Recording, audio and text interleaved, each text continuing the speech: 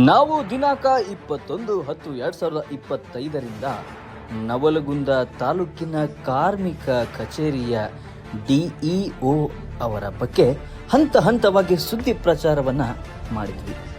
ಆ ಪ್ರಸಾರವನ್ನು ನೀವು ಕೂಡ ನೋಡಿದ್ರಿ. ಅವರ ಕೆಲಸ ಕಾರ್ಯ ಹಾಗೂ ವೈಖರ್ಯಗಳ ಬಗ್ಗೆ ಸಹಾಯ ಆಯುಕ್ತರು ತನಿಖೆ ಮಾಡಿದ್ದಾರೆ. ಹಾಗಾಗಿ ಅವರ ತಪ್ಪುಗಳು ಕಂಡು ಬಂದಿರುವುದರಿಂದ DEO ಅವರ ಸ್ವ ಇಚ್ಛೆಯಿಂದ ರಾಜೀನಾಮೆಯನ್ನು ಕೂಡ ನೀಡಿದ್ದಾರೆ. ದಿನಾಂಕ 6/11/2025ರಂದು ಕಾರ್ಮಿಕ ಕಚೇರಿಗೆ ಭೇಟಿ ನೀಡಿದಾಗ ಮಾನ್ಯ ಸಹಾಯಕ ಕಾರ್ಮಿಕ ಆಯುಕ್ತರ ಸಂಪರ್ಕಕ್ಕೆ ಸಿಗದೆ ಇದ್ದಾಗ ನಾವು ಅವರಿಗೆ ಕರೆ ಮಾಡಿ ವಿಚಾರಿಸಿದಾಗ ನವಲಗುಂದ ತಾಲೂಕಿನ DEO ಅವರ ಸ್ವ ಇಚ್ಛೆಯಿಂದ ರಾಜೀನಾಮೆ ನೀಡಿದ್ದಾರೆ ಎಂಬ ಮಾಹಿತಿ ಸಹಾಯಕ ಕಾರ್ಮಿಕ ಆಯುಕ್ತರು ನೀಡಿದ್ದಾರೆ. ಇದು ವಿಜಯ್ 9 ಕನ್ನಡ ಇಂಪ್ಯಾಕ್ಟ್.